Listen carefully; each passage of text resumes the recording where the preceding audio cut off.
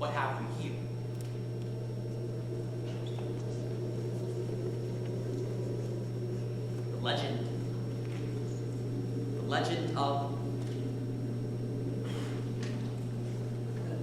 The legend of Sleepy Hollow, found among the papers of the late Dietrich Knickerbocker.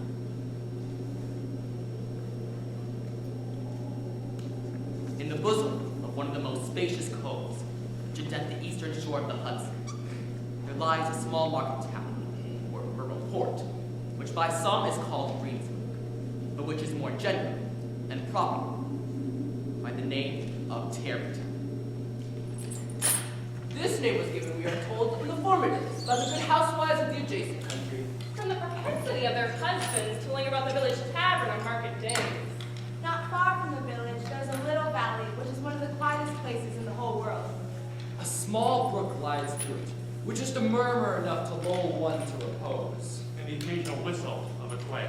The tapping of woodpecker Is almost the only sound that ever breaks upon the uniform tranquility. From the listless repose of the place, and the peculiar character of its inhabitants, the sequestered glen has long been known by the name of Sleepy Hollow. Some say that the town was bewitched by a German doctor during the early days of the settlement. But this is not true. An old Indian chief was powwows here before the country was discovered by Master Henry Hudson. yes. The place still continues under the sway of some bewitching power that holds a spell over the minds of the good people. Did you hear? Dame Better, the parson's wife, yesternight went into a trance upon hearing an owl's hoot. Heaven help her. 'Tis not to be known that the malignant creature got into the room. Witchcraft. Heaven forbid. I feared an ear-licking light shot across the sky at that very moment. That very moment? Didn't you see it? I saw it. Shaped like a serpent it was. Bless us. You hear about Nicholas Dutcher? Pity the man. Went mad, they say, from hearing strange music near Raven's Rock. 'Tis the spirit of that locust tree. The woman in white. My sister swears she's heard the same unearthly tones walking fence with her. Indeed. She had to cover her ears. I praise her wisdom and her fear. Long dead to full Marling. Oh. Appeared in a ghastly glow to the widow Van Shank. And that's how her hair got turned white. Oh. The dominant spirit, however, that haunts this enchanted region is the apparition of a figure on horseback, without a head. Heaven forbid! God help us! It is said by some to be the ghost of a Hessian trooper. Whose head had been carried away by a cannonball in some nameless battle during the Revolutionary War. And who was ever, and a none seen by the country folk? Hurrying along in the gloom of night. As if on the wings of the wind. The ghost rides forth to the scene of the battle, in a nightly quest for his head. And the rushing speeds which he sometimes passes along the hollow. Like a midnight blast. This is owing to his being belated. And in a hurry to get back to the churchyard before daybreak. And the specter is known at all the country firesides by the name of the Headless Horseman of Sleepy Hollow. The headless horseman. The headless horseman. The headless horseman. The Headless Horseman of Sleepy Hollow.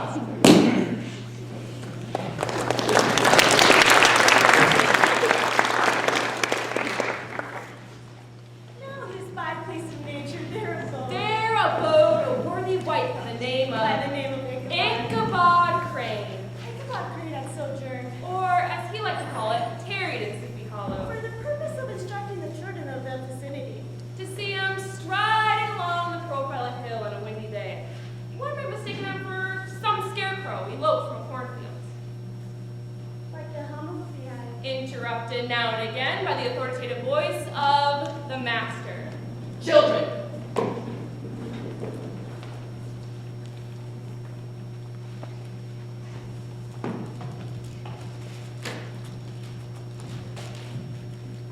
I will remind you, undutiful children are cursed by God.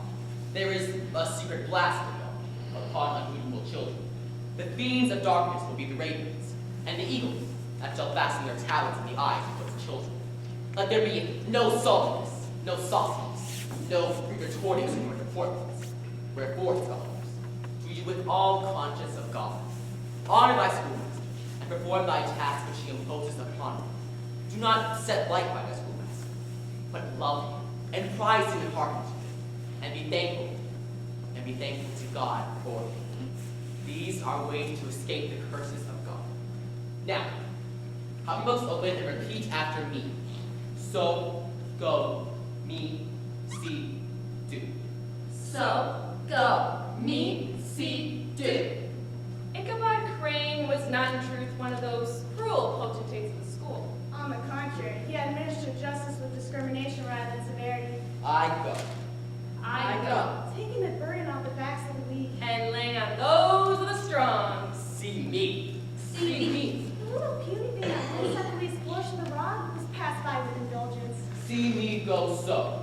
See me go so. But the claims of justice were satisfied by inflicting a double portion on some little, tough, wrong-headed urchin. See me do so. See me do so. Always remember, children. Please, never forget. Certain it is I am doing my duty by my parents. The revenue arising from the schoolhouse was small, And would have been scarcely sufficient to furnish him with daily bread. for he was a huge feeder. And though lank, he had the dilating powers of an anaconda. To help out his maintenance, he was boarded and lodged at the houses of the farmers and children he instructed. From his half-itinerant life, also, he was some kind of traveling gazette, carrying the budget of the local gossip from house to house. Good Master Ichabod, do tell us whether 'tis true what we hear tell about the daughters of Hair White. We pity them, and it is owing to that heartfelt pity we wish to know. Certain it is. All I will say is, mistress, and certain I will say no more. 'Tis not so. Oh. And 'tis indeed so. Oh. I am of the assertion that the one whom it is so, the eldest, Himalayan. Ah. she is most certainly bewitched. I have it on great authority. For her symptoms of a fortnight match those I find in that most honorable Minister Cotton Mather's most tellable book, History of New England Witchcraft, of which I have made a thorough study and carried with me always. You're a man of great erudition, Schoolmaster Crane. Pardon? You're very knowledgeable. Certainly it is. For am I not the schoolmaster? And have I not read several books quite through? Indeed, you are a jewel and admiration. I would acknowledge the truth of your words, Madame. But pride goes before a fall. Anyway, the eldest white, I fear it, is possessed of a demon. What is it known circles down the body as an egg? Yes, it is feared that the very skin of her belly will stretch to the cracks. No! Yes, and walk she does, as if with a mighty weight were upon her. But Schoolmaster perhaps she... Cruelly Or bewitched! maybe she... Certain it is. Ichabod was an odd mixture of small shrewdness and simple cruelty. She has a growing agony, no concealment. His appetite for the marvelous and his powers of digesting it were equally extraordinary. A sensible demonstration of an enchantment leading very far towards possession by evil spirits. What? But... No tale was too gross or monstrous for his captain to swallow, whether they be marvelous tales of ghosts and goblins. Goblins can most successfully be warded off by the odor of roses. At haunted fields, I have it on great authority that barley is the witching agent. And haunted brooks? Beware of the water pixies. Their teeth are very sharp. And haunted bridges? Trolls. Enough said. And haunted houses? 'Tis rightful to fear the Philipson man, full of the infernal. And particularly of the headless. and though Ichabod Crane had seen many spectres in his time, and had more than once been beset by Satan night shapes, daylight put an end to all these spectres, and he would have led the pleasant life of it, if it had not been for a being that causes more perplexity to a mortal man than all the ghosts and goblins and the whole race of witches put together. And that being a woman. In addition to his being schoolmaster, he was the singing master of the neighborhood and picked up many bright shillings by instructing the young folk in psalmody. Little Miss Van, my felicities and fables. On Sundays, it was a matter of no little vanity for Schoolmaster Crane to take his station in front of the church gallery, where, in his mind, he completely carried away the palm from the card fan. his voice resounded far Oh, so far. above the rest of the choir. Master Mr. Twiller, I trust you are well this evening. Yes, thank you. Excellent. My musical disciples all assembled for this week's instruction. But certain it is we are missing.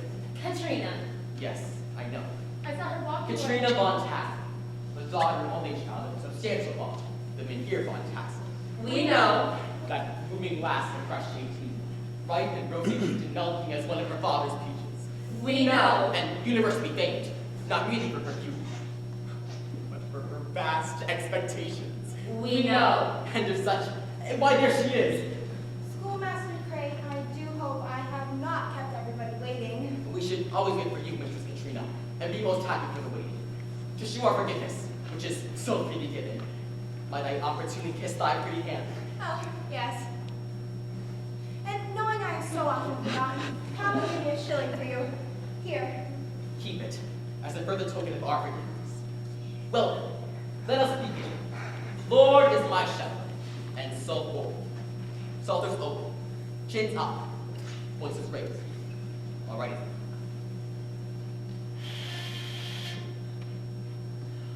Through the valley and shadow of death, though I stray, since thou art my guardian, no evil I fear.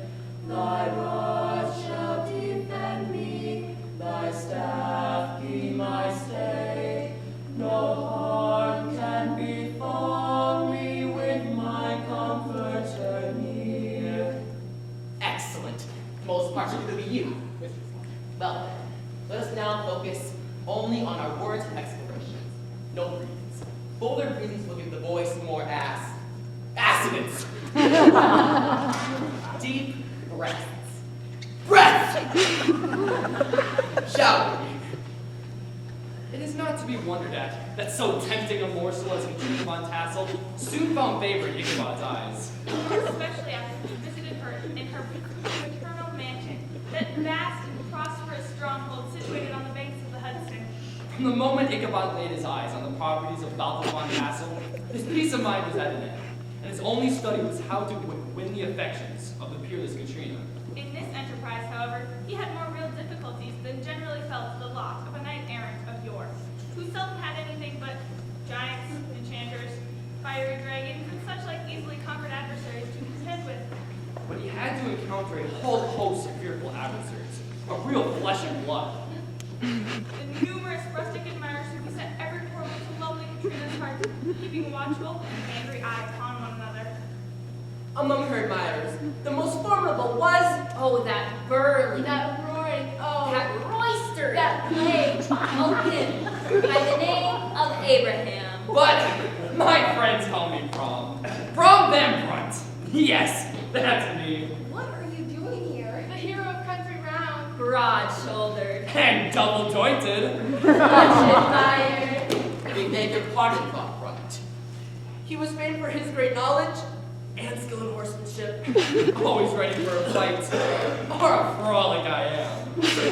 That's no never mind to me. The neighbors looked upon him in a mixture of awe, admiration, and goodwill. Pardon me, ladies. Kitty, are you done with your caterwauling? Can you come a sparking, Kitty? Master von Brunt, you're not complete with our lessons. Thank you much. Don't wait outside, Ron. Won't do no such thing, Kitty. Ron, please. My ranchable friend, I must insist. Insist, do you? I'll smoke you out of your lungs again. There were no witch that stopped up your chimneys. It was me. Oh, fool is it, you uncouth wag. Come one step closer and I'll... What will you do? I'll dump you off, schoolmaster, and lay you on a shelf of your schoolhouse.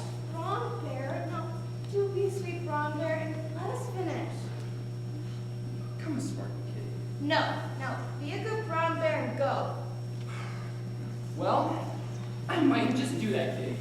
And you'll find I've gone a sparking with Missy Van Patterson. Yes, sir. How's that for you? Sing away, then. Ron Bear? Mistress Katrina, our lesson. My dear Katrina, the uncouth man has hurt me. I shall comfort thee. Come into my chaste arms with the comfort of a friend.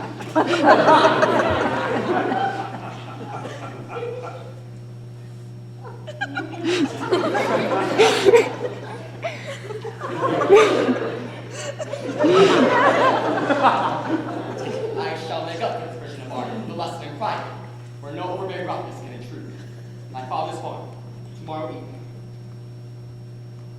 geese are foolish things and must be looked after. But girls can take care of themselves.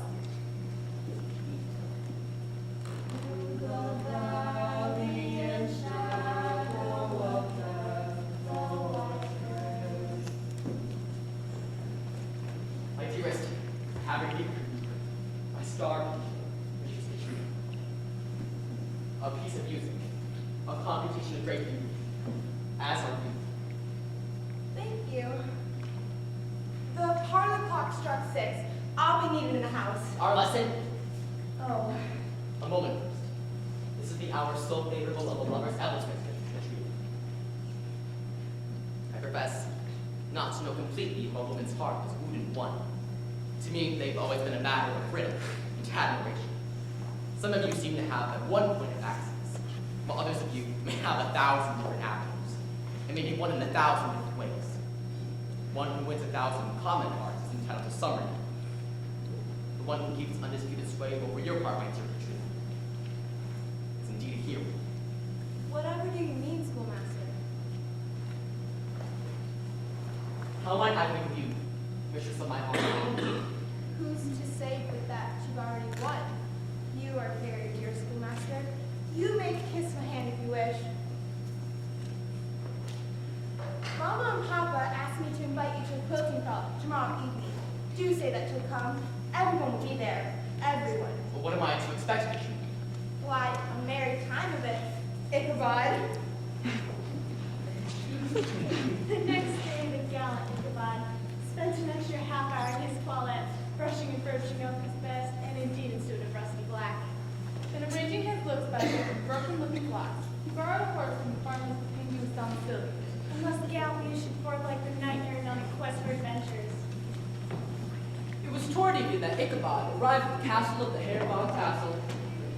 It was thronged with the pride and flower of the adjacent country. Wrong that crop. Why, look at you. Have you that horse of mine? There. A creature like myself, dear von Tassel, full of metal and mischief. The schoolmaster prayed, Ichabod, you Ichabod took no notice as he entered the state parlor of Van Tassel's mansion. Well, come in. But what got Ichabod's almost immediate attention were the ample charms of a genuine Dutch country. Such heaped up platters of cake. A various and almost indescribable kindness. There was a Jody donut, and crisp and crumbling cruller.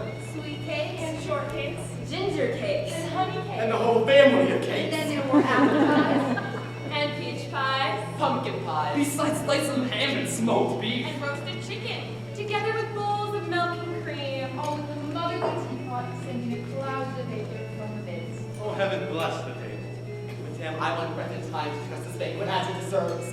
Donkey Uber, schoolmaster. Ichabod Crane was the kind whose spirits rose with eating as some men do with drink. Oh, to be born one day of all this almost unimaginable luxury and splendor. Certain it is.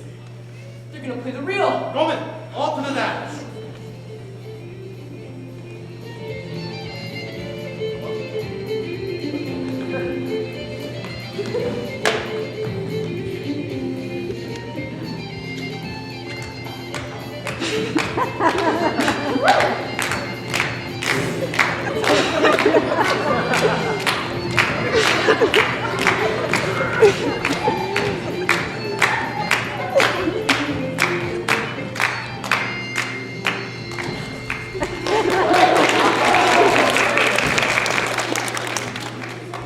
Bless me, dear schoolmaster, if you're not saying Pipes himself. Blessed patron saint of the dance you are. Isn't it so, Katrina? Is he not the admiration of all? I'm sure. Certain it is that my partner's the more admired of us too. Do you hear that, Katrina?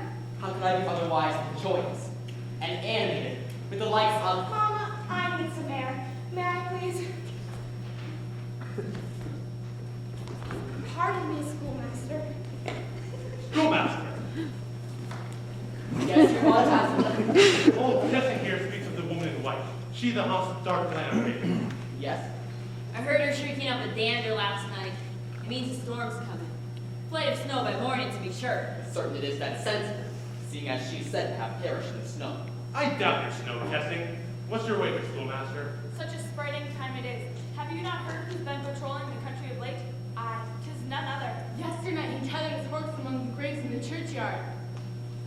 fribble or air twiller? So, That church is full of troubled spirits. Certainly it is. remember old Brewer? The most heretical disbeliever in ghosts. How he met upon the world when returning from being in Sleepy Hollow. How they galloped over bush and brake, over hill and swamp, until they returned to the bridge. And then the horseman suddenly turned into a skeleton. The rolled Brewer into the bushes, sprang away across the treetops with a clap of thunder. Old Brewer's got nothing on me. Seen the thing myself. You don't say, bro. Not just seen it, spoke to it. True. True. I don't need some old book to tell me things that some folks is afraid to take in for real. Yesterday, I was coming back from Greensburg, and I was overtaken by your midnight trooper. There he was, up on his wild black mount, riding high as a house he was. Oh my. His head were off, and was sitting on the pommel of his saddle. The head, it was laughing, I say. I said to it, what are you laughing at, you old ghost? And you know what? That old spook, he offered to race me for a bowl of punch. I said sure, and off we flew. And I would have beat that goblin horse too. Yes, sir, no doubt about it. Old Daredevil beat that goblin horse. But just as we were crossing the bridge, the Hessian vanished into a flash of fire.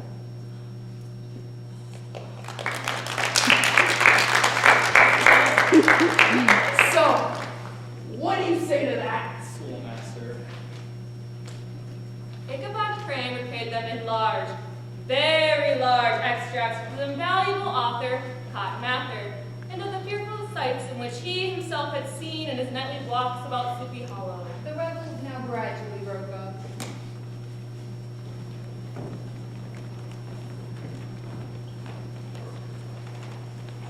The farmers gathered their families into their wagons, and we heard all rustling along the hollow road and over the distant hills. Some of the damsels with their favorite bows mingled their light-hearted chatter with the clatter of hoofs. These echoed along the woodlands, sounding fainter and fainter. Until they gradually died away. Ichabod, though, only lingered behind to have a tete-a-tete with the heiress. I am on the high road to success where that's concerned. Certainly it is. But past this interview, I will not pretend to say, for I in fact do not know. Something, however, must have gone terribly wrong, for Ichabod sallied forth after no great interval with the air quite desolate. Heaven only knows what happened. So it was the very witching time of night that Ichabod pursued his travel homewards, riding along the sides of the lofty hills which rise above Tarrytown. The hour was as dismal as himself. All the stories of ghosts and goblins now came crowding upon his recollection. The night grew darker and darker. The stars seemed to sink deeper into the sky. Oh my. I've never felt so.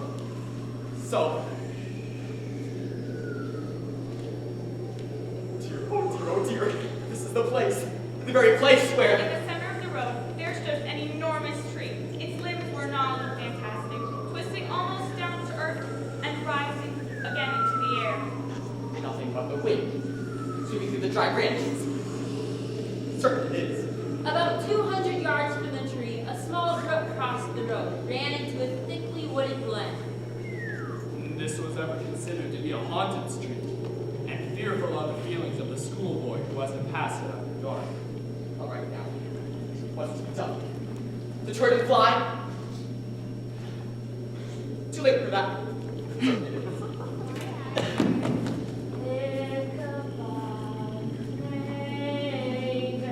Hello there. Who is it? Who is it, I say? Oh my God. Muffled in the cloak. I can't. And its head.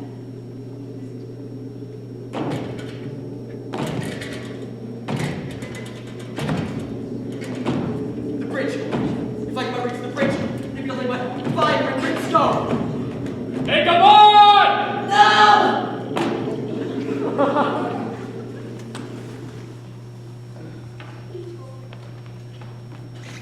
Ichabod was not at his appearance at breakfast. Dinner hour came, but no Ichabod. The children gathered at the school, but no schoolmaster. In the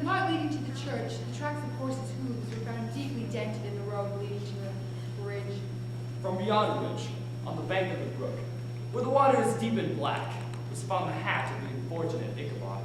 And close beside it, a shattered pumpkin. The brook was searched, but the body of the schoolmaster was not to be discovered. The neighbors examined a bundle of Ichabod's worldly effects. They consisted of 2 shirts and a hat, 2 stocks for the neck, a pair of worse stockings, a rusty razor, a book of songs, full of dog ears, And a broken pitchpipe. Carried off by the galloping Hessian he was. No doubt of it. God have mercy on his soul, for he was a bachelor. And in nobody's death, nobody troubled any more about him. The school was removed to a different quarter of the hall. And another schoolmaster reigned in his stead. Now, it is true that an old farmer who had been down to New York several years later brought vague intelligence that Ichabod was still alive, that he had left partly in fear of the goblin, and partly in mortification of being so suddenly dismissed by the heirs, that he removed himself to a distant part of the country and became a politician. Ron Van Brunt, too, who shortly after his rivals disappeared. Conducted the blooming Katrina. In triumph to the altar. Ron was to look exceedingly knowing. Whenever the contents of Ichabod Crane was related, Many, however, still maintain that Ichabod was spirited away by supernatural means. The old schoolhouse, being deserted, soon fell to decay and was reported to be haunted by the ghost of the unfortunate schoolmaster.